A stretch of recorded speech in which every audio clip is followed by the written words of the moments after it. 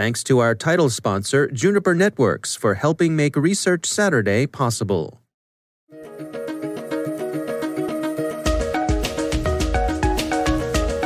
Hello, everyone, and welcome to the CyberWire's Research Saturday.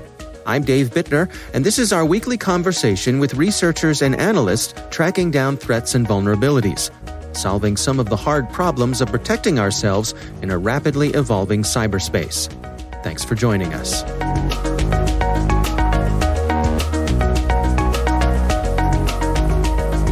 We came across an interesting loader that was targeting Linux operating systems, and taking a dive into that particular loader, it kind of opened the door into kind of an interesting set of events that we haven't quite seen very often. Joining me are Fernando Martinez and Tom Hegel from AT&T Alien Labs. We're discussing malware using the new Ezuri memory loader.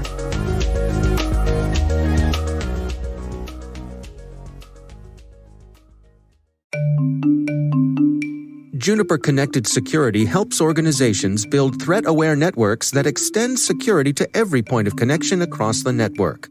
To learn more, visit juniper.net/security or connect with Juniper on Twitter or Facebook. That's juniper.net/security.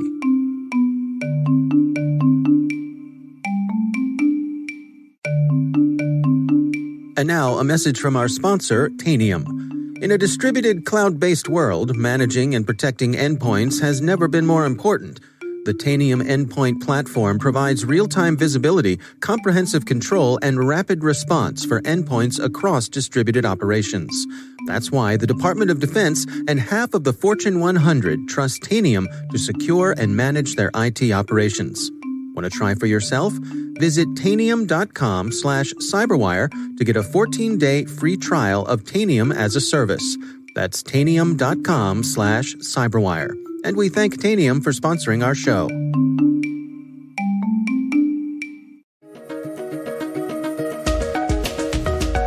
The characteristics of that loader were pretty unique. That's Tom Hegel. And then linking it back to certain adversary group really made it stand out as a next step evolution in that adversary group. So it kind of really captured our attention at that point.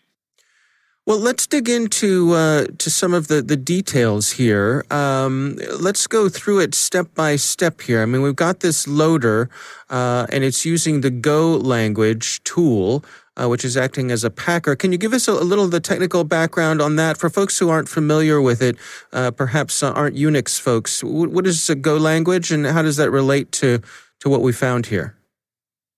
So the Go language is another language, scripting language that anybody can use. That's Fernando Martinez. Same as Python, Bash, C, or any other. It's just a little bit more complex at the time of decrypting or analyzing something, but at the time of scripting, it's supposed to make it easier for you. And so it is a little bit newer than other scripting languages. It's not so used by the community, but for attackers or somebody developing code, it is useful for them if they do not want to have an easy way of decrypting if they don't want the security researchers to have an easy way of decrypting that code. It is way more efficient because all the libraries are compiled together, and most of the times many libraries that they don't need are compiled all together, and making the researcher harder for identify what libraries are inside and what has a malicious purpose or a good purpose. Well, let's go through it together. I mean, walk us through the details of what you found in this loader. So this loader, what it does is hides an encrypted payload and its purposes. So the only thing that you see is that program has been written in Golang, and that it has something encrypted. You don't know the purpose, if it's good or bad. And then whenever it's decrypting the payload, it just runs the payload in memory. So it's hidden from the analyst, any antivirus in the system or anything. And it does a really good job at staying hidden for those security tools. Let's talk about Ezuri itself. So this is code that had been posted on GitHub? Yeah, looking into the code that we had available, we identified some strengths that lead us to a GitHub user called GUITMC, who appears to be an offensive researcher. And we identified that this tool was first released in GitHub around 2019. And the full code was there. And probably just for good purposes, it was posted on GitHub, but it wasn't recently until 2020 when it was started to be noticed in the malicious or the attackers community, and it was started by be used by some attackers like Team TNT. But the ability of having that code in GitHub allows the offensive community and the defensive community to have a look at it and know what it does and identify how to protect against it. And I suppose it's worth noting that the actual name Ezuri has kind of an amusing origin. That was really fun to find because, the first thing you do is definitely do a Google search for it.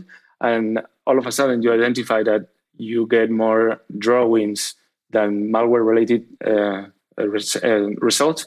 And it came from the Magic the Gathering game, which is a card game with magical creatures. And so that card from the Magic the Gathering, the Ezuri card, has the capability of regenerating another target elf, talking about the magical creature. Funny here is that the creator of Ezuri identified this malware as something that can regenerate another target elf, referring to the program or executable in Linux. Right. So a bit of clever wordplay there, I suppose, from whoever came up with this. Yeah, it's definitely a funny story to tell after all the research.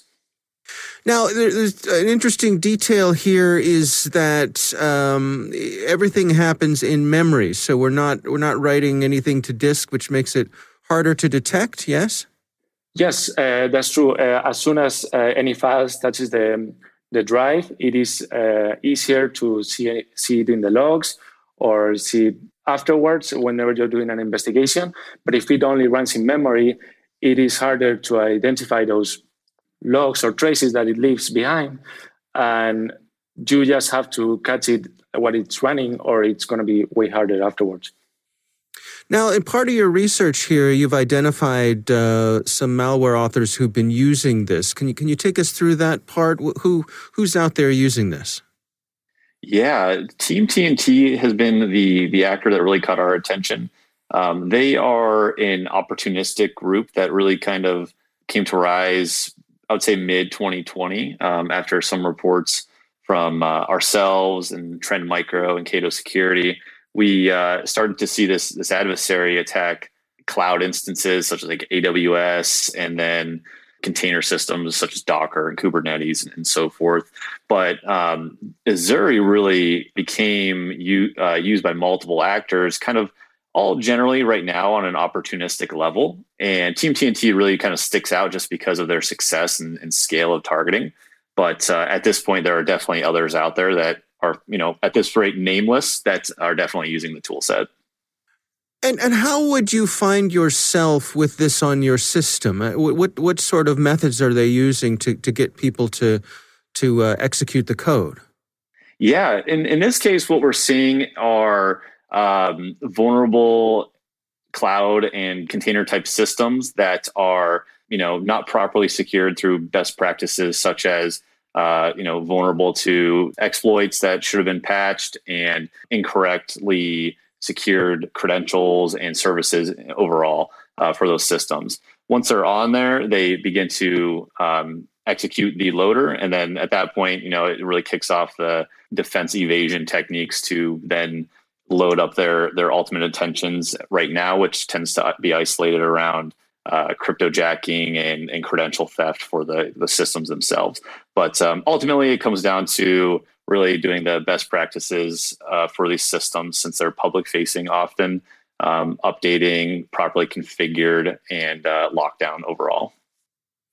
Now, according to your research here, this is particularly effective at avoiding antivirus detection. Can you explain that part of it for me? Sure. Yeah. So whenever the payload is packed and encrypted, as Ezuri is doing, they have the capability of hiding all those techniques and purposes of the payload. So whenever we looked into VirusTotal to see how it was identified by several antivirus, we identified that if the payload was encrypted with Ezuri, only 3 out of 60 or 70 antivirus identified it as malicious, whereas whenever the payload was not encrypted, almost all of the antivirus identified it as malicious, around 50 or out of 60.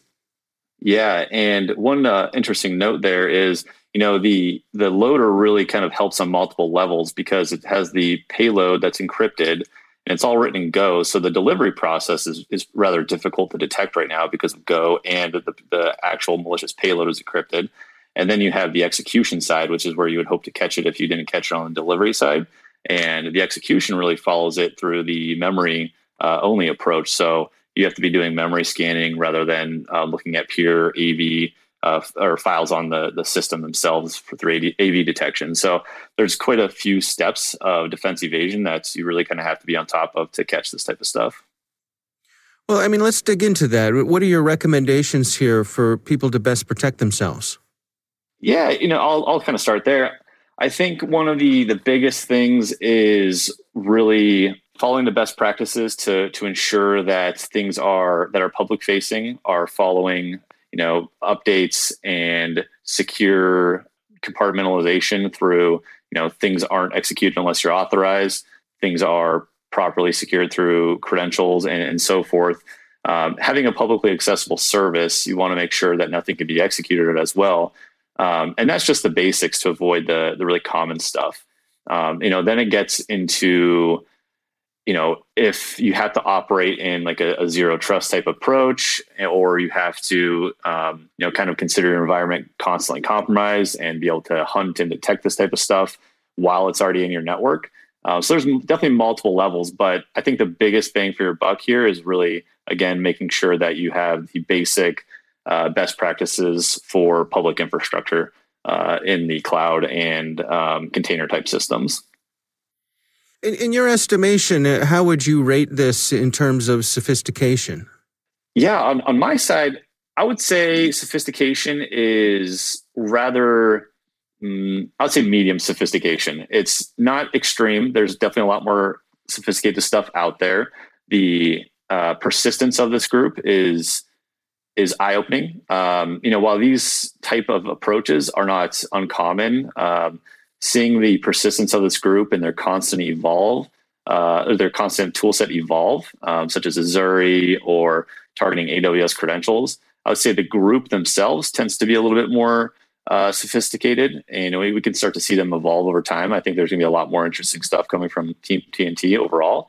But the approach overall, I would say medium sophistication. There's definitely easier ways to do things that still work, but there's definitely at the same time a lot more capable methods that are a little bit more technically difficult.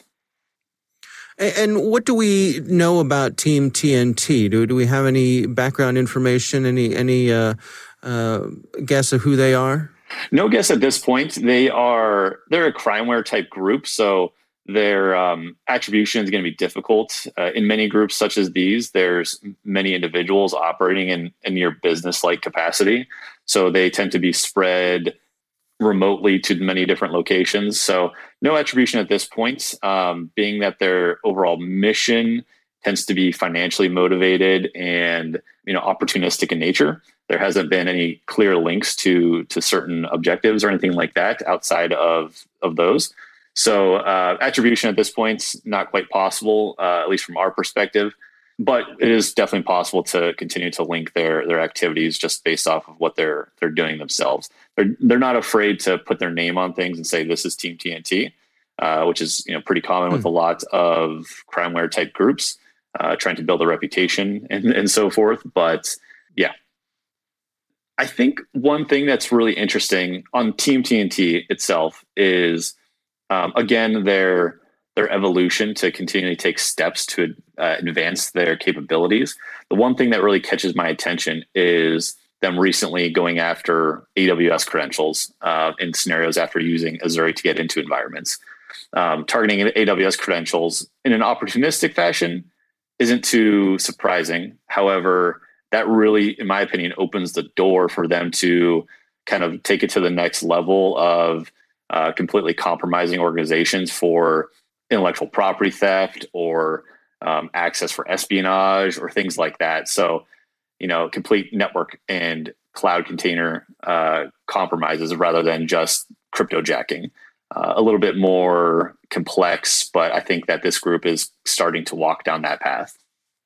I just wanted to add it that I think I forgot to mention the Ezuri malware loader was created in 2019, but it wasn't until August 2020 when it was posted on Black Hat forum called Evilop Codes that it was made more public, and afterwards, a few weeks after, we started seeing it on AT&T and other attackers also.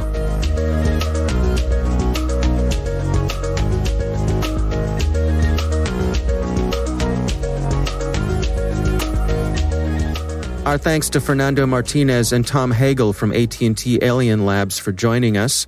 We'll have a link to the research in the show notes.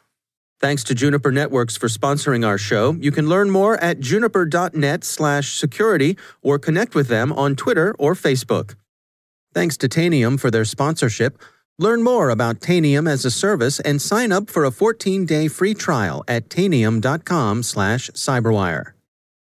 The CyberWire Research Saturday is proudly produced in Maryland out of the startup studios of Data Tribe, where they're co-building the next generation of cybersecurity teams and technologies. Our amazing CyberWire team is Elliot Peltzman, Peru Prakash, Kelsey Bond, Tim Nodar, Joe Kerrigan, Carol Terrio, Ben Yellen, Nick Valecki, Gina Johnson, Bennett Moe, Chris Russell, John Petrick, Jennifer Iben, Rick Howard, Peter Kilpie, and I'm Dave Bittner. Thanks for listening.